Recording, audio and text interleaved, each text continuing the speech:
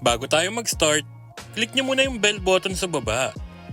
So mga tol, pag-uusapan natin ulit si Mario Wuysang. Pangatlong video ko na to sa kanya, no? Ngayon, pag-uusapan natin kung bakit close si Mario Wuysang sa mga Pilipino. Ipe-play ko yung actual interview kay Mario Wuysang sa podcast. Pero tagalogin muna natin ang mga napag-usapan nila. Sabi ni Mario, nung medyo bata-bata pa siya, puro mga Pilipino yung mga nakakasama niya sa Chicago. At dahil nga sobrang close niya sa mga Pilipino noon, sinasama daw siya sa mga Filipino League at yung mga intercity Filipino Leagues din.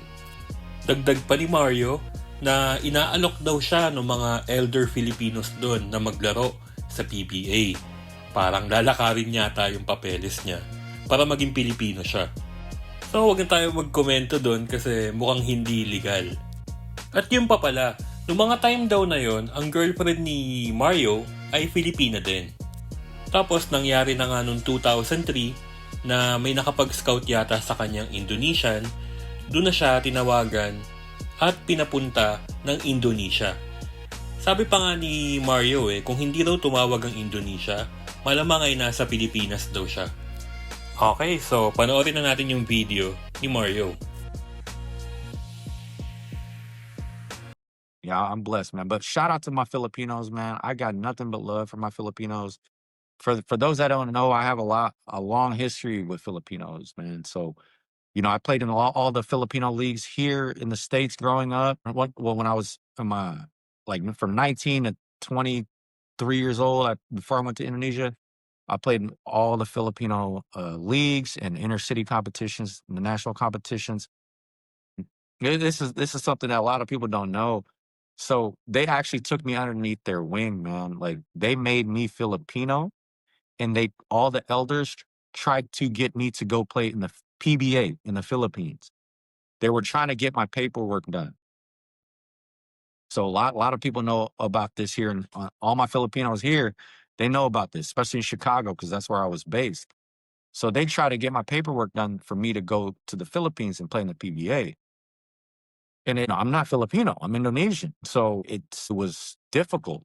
And then I got a call from Indonesia before all that transpired, that got done, all my paperwork got done. I got a call from Indonesia, from ASPAC to go play in Indonesia. So I took it. And if I would have never got that call from Indonesia, I would have pursued that Filipino process, because all the elders were going to take care of it and they were pushing me to do it. So I was just along for the ride. I didn't know anything, I was like, sure. My girlfriend at the time was Filipina. And, like I said, I was in Chicago and I was playing in all these Filipino leagues and, winning championships, MVPs, and everyone just said, hey, you got to go to the Philippines and play. My story at the time was like, I'm half Filipino, right? That was my story. Right? I was half Filipino. So, everyone believed that. And I even got banned from an inner city tournament in the States because another team, a Canadian team, said, he's not Filipino. We want to see his paperwork. So they basically banned me, because it was great times, man. I got a lot of love for my Filipinos, for my Philams, my Filipinos. I got a long history with them. Yeah, that's the story, man. Before I went to Indonesia, they tried to get me to go to the Philippines. You were Filipino before you were Indonesian, huh? Man, sometimes I think about it, Drew, and I'm like, man, what if? If only we had Ancestry.com back then. You could have done If a only quick they got test and, if you might have had a paperwork. little percentage. It's possible, yeah, that's kind of true. If only they got the paperwork done beforehand, If only they got the paperwork before Indonesia called, hey, my life path would have been so different. Yeah, man. That's good, man. It's good stories. Crazy.